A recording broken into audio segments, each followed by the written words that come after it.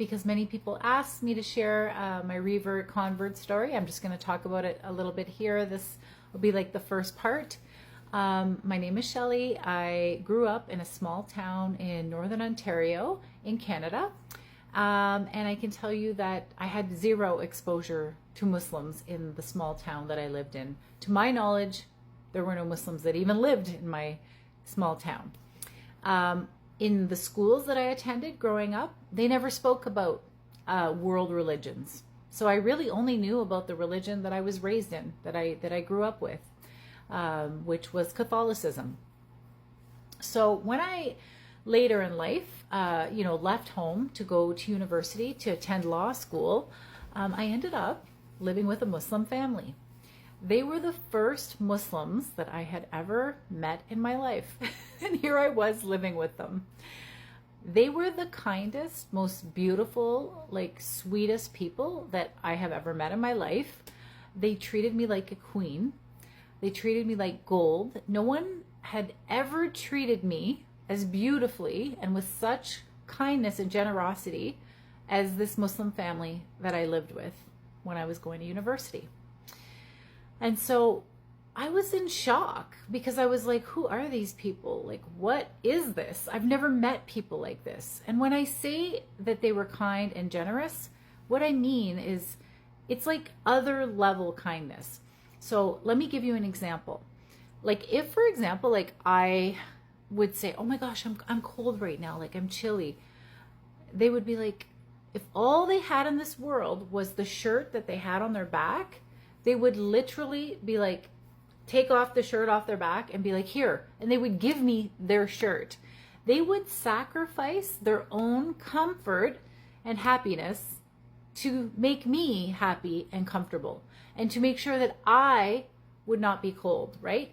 So this was like other level stuff for me. I had never seen anything like this before. I had never met people like this before, because in the world that I came from, although people were nice and also could be generous, it was never to the level of them sacrificing their own comfort and happiness to help others. That's just what I experienced. So this was next level stuff. And I was like, what is this? And who are these people? And I need to understand what makes them this way, because I'm kind of blown away right now, right? So I was trying to figure it out, and I watched them, and it did not take very long before I figured out that it was their faith and being Muslim that made them this way. And it's because everything in their life was centered around their religion, right? And them following their religious obligations and praying 5 times a day, and just so many aspects of the faith. Everything, they just lived their faith. So I saw very quickly that the way that they treated me they treated me that way because of what they believed in, because of their religion. And so I thought that was just beautiful.